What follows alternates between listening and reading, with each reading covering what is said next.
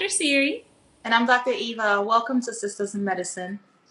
Today we're going to be talking to you all about obesity. Let's define obesity for the people.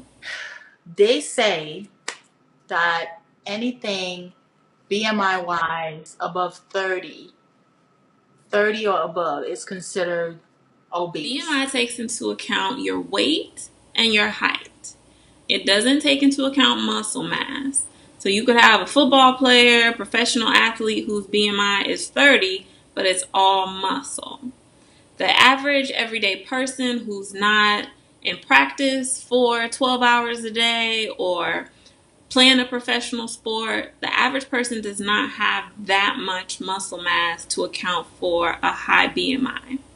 So that person, the average person with a BMI of 30 or more, is considered obese. Why is obesity important? Why is it that we want to talk to you all about it today? It's because obesity is a huge risk factor for developing other diseases like diabetes, high blood pressure, Heart disease, sleep apnea, erectile dysfunction.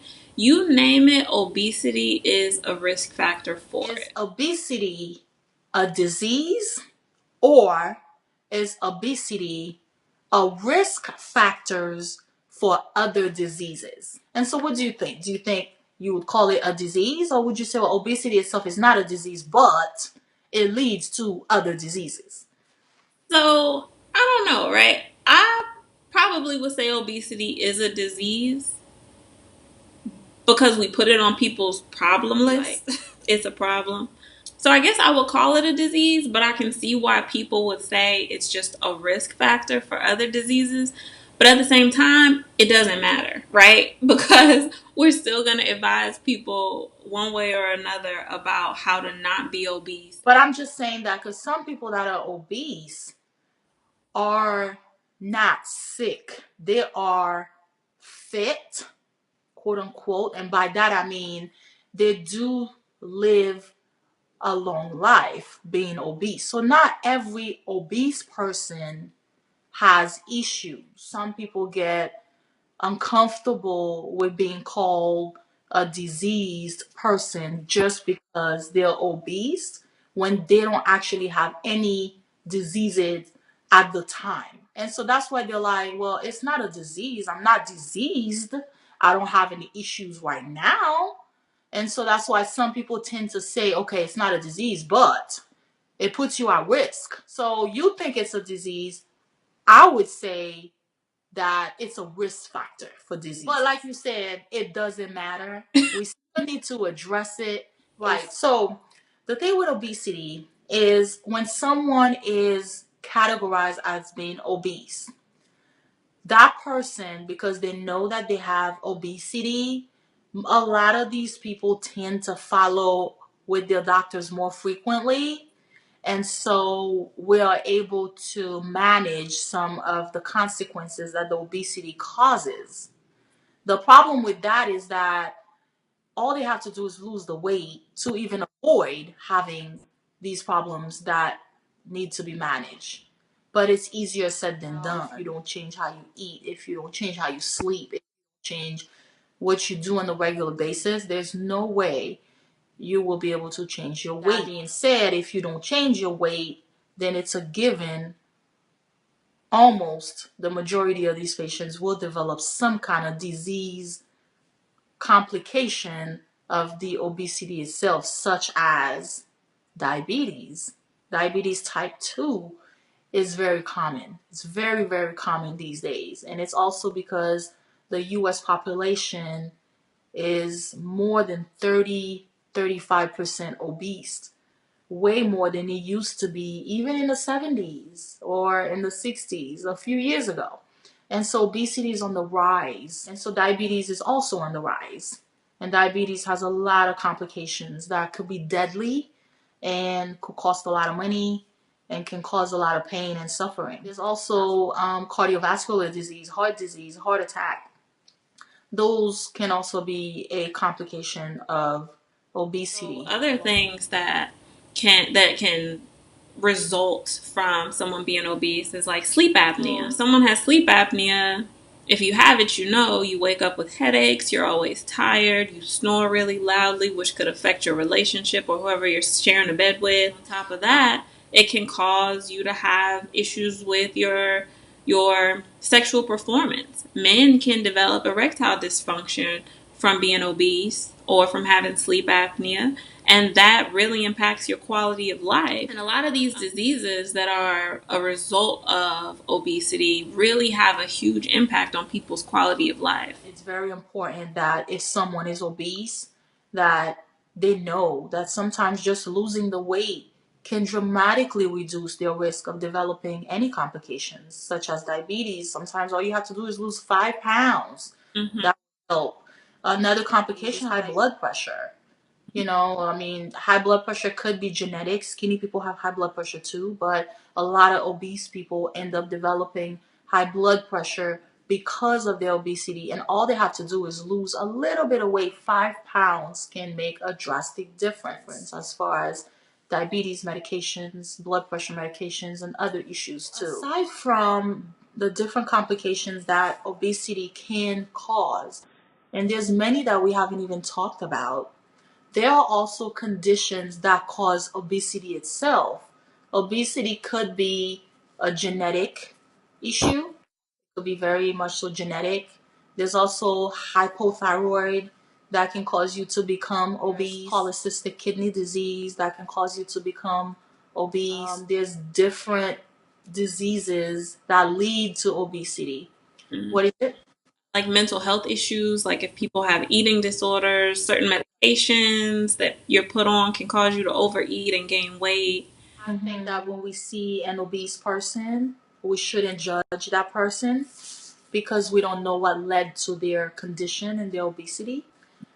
We need to be compassionate. We need to try to understand how they got to where they are and educate them and help them on how they can lose the weight and be better. There's a misconception out there that if someone is obese, that they eat a lot and that's why they're obese, and that's not always the case. Whether or not the person is obese because of their lifestyle or if they're obese because they have a medical disease or condition that led to their obesity, it doesn't matter. Obesity is still associated with a lot of complications, and so it needs to be addressed no matter what. Let's talk about standards of beauty. It is controversial. I think, and you can tell me what you think, I think that the standards of beauty are what they are. You and I had nothing to do with setting those standards of beauty, they are just there. At the same time, when we tell patients, women especially, to lose weight, we're coming from a place of it's healthier for you to be X, Y, or Z size or X, Y, or Z weight based on your height and based on the risk of you developing certain diseases from it. It's not that we're telling them that they're not beautiful the way they are. I agree with that, and I think every woman is beautiful. And I think every woman should love themselves and learn how to love themselves no matter what they look like, no matter what their size is, no matter what their height is, no matter what their background is. Every woman has beauty to them. And like you said, beauty is defined by who? You know, what's beautiful to you is not what's beautiful to me. So that's why I think we should also encourage every woman to love themselves the way they are. However, we are doctors. That's what we studied. And so we also know the risk associated with many things. And obesity has risks. So if you know this information, you should want to do better and you should want to reduce your risk so that you can live a longer, healthier lifestyle. We are doctors first. So our job is to educate the community and educate every patient that we have on what those risk factors are so that we can get an upper hand at whatever's to come. Prevention, prevention, prevention, right? Like, Right. um, if you are obese and you, like Dr. Eva said, don't have any diabetes or high blood pressure, in order to prevent yourself from developing those things, getting a handle on your weight is the best way. If you have high blood pressure because you are obese, high blood pressure can lead to many things, such as kidney disease, for example. And then the kidney disease could lead to end stage renal disease, which means your kidneys shut down and you may end up on dialysis. That's not something you want. And high blood pressure will definitely cause kidney disease. That's a no-brainer. That's a given that eventually this will happen if you gain control of your blood pressure and you don't get control of your weight. So why don't we just back up? Instead of developing the end-stage renal disease and be on dialysis, let's prevent that. Let's prevent the chronic kidney disease. Let's prevent the high blood pressure. Let's just lose a little bit of weight by changing our lifestyle and exercising. And then we could just prevent all the other bad things from happening just by one step. The reason why a lot of people are obese as well, more these days than 30, 40, 50 years ago, is because we're in the age of electronics. Mm-hmm. And so a lot of sedentary lifestyle. Yep. We sit a lot, we take the bus, we're playing video games, we're sitting at a desk. We're not as active as we used to be. And we're so busy with life that we don't even make the time to go to the gym anymore. Going to the gym can become a hassle, a burden. And that's not how it's supposed to be. It's supposed to be a priority. And even if you're not obese, exercise is good. It has so many good benefits. Yeah, exercise is very important. But I think the other thing we need to stress, on top of the sedentary lifestyles that can lead to obesity, the American diet. Let's talk about the portion sizes you get when you go to Olive Garden or the Cheesecake Factory. Let's talk about the high amount of calories that are in a McDonald's Happy Meal that you're feeding to kids. Like, let's talk about the American diet. The American diet. The American diet is bad. A lot. Portion control. Like every time you go to a restaurant, they give you so much. It's a lot. I remember a few years ago, I went to Europe. I went to Paris. And I went out to eat with my husband. We went to a few restaurants, and the portions were so tiny. I was like, that's it? That's all you're going to give me? But I ordered a meal. The portion is half the size of the portions that we're used to here. Yeah. I mean, I had to order double, or I would finish my whole meal. Whereas here, I almost always take it home. There's always a little something that I got to pack up and bring home. We also have to say that the quality of the food is also not that great. We eat a lot of fried food. We eat a lot of carbs. Mm-hmm. We eat a lot of mayo and things that taste really good. And McDonald's is very accessible. That's also a lot of fried food, and it's cheap.